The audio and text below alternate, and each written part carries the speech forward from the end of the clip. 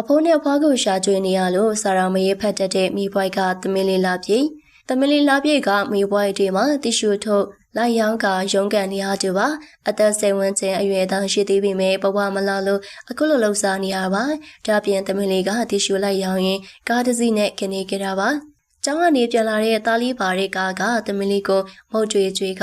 ရေတွေတိုက်နေကြတာဖြစ်ပါတယ်။အဆိုပါကားကတရက်မှာသမီးလေးအတွက်မုတ်လေးနှစ်ထုပ်ပေးခဲ့ပါတယ်။သားဖြစ်သူကြောက်ထုတ်ပြီးပြန်ပါလာတဲ့မုတ်နှစ်ခုကိုကျွေးခဲ့တာပါ။ဒါတော့သမီးလေးလာပြည့်ကနှစ်ထုပ်လုံးမယူပဲတစ်ထုပ်ပဲယူတဲ့အတွက်ဆိုရှယ်မီဒီယာမှာလူပြောများနေရပါ။သမီးလေးလာပြည့်ကအခွေကိုပုံမြူတဲ့အတွက်ချီချူနေကြတာဖြစ်ပါတယ်။အဆိုပါကားတွေကမိသားစုကဆိုရှယ်မီဒီယာပေါ်တင်လိုက်လို့လူတီပူများသွားခဲ့တာပါအတန်ငယ်သေးပေမဲ့အတီးကျွေးွားတဲ့သမီးလေးလားပြည့်ကိုချစ်တဲ့သူတွေလည်းများလာခဲ့ပါတယ်အခုဆိုရင်သမီးလေးကမိပွိုင်မှာဈေးရောက်ရင်ပုံမှန်ထက်ကိုပူရောက်နေရပါပြီသမီးလေးကအသက်ကြီးနေပြီဖြစ်တဲ့အဖိုးနဲ့အဖွားကိုရှာကျွေးဖို့အတွက်မိပွိုင်မှာတီရှူးတွေလိုက်ရောင်းနေရဖြစ်ပါတယ်တီရှူးထုတ်တွေလိုက်ရောင်းရတာမလွယ်ကူပေမဲ့လေဒီလိုကိုဟွင့်ရင်ကလေးကလုံနေကြတာပါ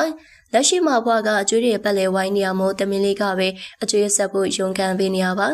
အဘွားကသူများကိုအာမခံပေးရကနေအကျွေးတွေကိုပြန်ဆက်ပေးနေတာဖြစ်ပါတယ်အကျွေးရှင်နေအိမ်ကိုလေတိုင်းလာတောင်းနေရမို့တမင်လေးလာပြေကတက်နိုင်တဲ့လောက်ဆက်ပေးနေရဖြစ်ပါတယ်တကယ်တော့တမင်လေးကအကျွေးဆက်ဖို့လူမှစေရောင်ရတာမဟုတ်ပဲမိဘတွေရှိတုန်းကလည်းလှုပ်ရှားနေကြတာပါမိဘတွေကလည်းတမင်လေးကိုကောင်းကောင်းမထားနိုင်တယ်လို့ကြောင်းတော်မထားပေးနိုင်ပါဘူးတမင်လေးကကိုယ်ဝန်အတွက်ကိုယ်ဗရာစူးစမ်းခဲ့ရပါတယ်မိဘတွေမရှိတော့တဲ့အချိန်မှာတမင်လေးကအဖိုးဖွားနဲ့တာနေကြတာပါအဖိုးနဲ့အဖွားနဲ့နေတဲ့အချိန်မှာလေသူကြောင့်မို့ဝမဖြစ်စေပါဘူးငငယ်ကလေးကကြောင်မတက်ခဲ့ရတဲ့တမင်လေးလာပြေကအခုချိန်မှာကြောင်နေကြမှာတဲ့ထားပေမဲ့တမင်လေးမှာကြောင်နေဖို့အခွင့်အရေးမရှိပါဘူးတမင်လေးကကြောင်တကာမှမနေဘူးရမို့စားလဲအဖက်လဲတိတ်မကြမ်းပါဘူးကြောင်တက်ချင်ပေမဲ့လေကြောင်နေဖို့ဆိုတာမဖြစ်နိုင်ပါဘူးလို့အားငယ်ရတဲ့အချိန်တွေလည်းရှိပါတယ်သမီးကအကြောင်းတက်လိုက်ရင်အဖွားတို့ဒုက္ခရောက်မှလေကြောင်းလည်းမတက်နိုင်ပါဘူးဆိုပြီးသမီးလေးလာပြေကအဖွေးဟာလာခဲ့ပါတယ်မိဘကလည်းမရှိတဲ့အပြင်ကြောင်းလည်းမနေရတာမို့ပတ်ဝန်းကျင်အနေနေကြရတွေလည်းရှိပါတယ်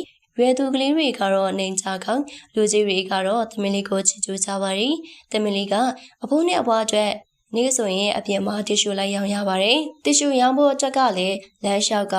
ကားလမ်းတစ်လျှောက်လိုက်ရောင်းရတာပါမိုးရွာရင်းနေ့ဆိုလည်းမိုးကားဆောင်ကမိုးရီထဲမှာလိုက်ရောင်းရတာဖြစ်ပါတယ်ရောင်းပြီးလို့အိမ်ပြန်ရောက်လာပြန်ပြီဆိုလည်းသမီးလေးကမနာရပြန်ပါဘူးအိမ်မှာထမင်းစားဖို့ပြင်ဆင်ရသလိုကိုရိုင်းစားထားတဲ့ထမင်းပကံတွေကိုလည်းစေကျွတ်တန်းစင်ရပါတယ်ဒါပြင်အဖိုးနဲ့အဖွားကတက်ကြီးတဲ့သူတွေဖြစ်တာမို့ကျမကြီးလည်းမကောင်းကြပါဘူးညဆိုရင်လေအဖိုးနဲ့အဖွားက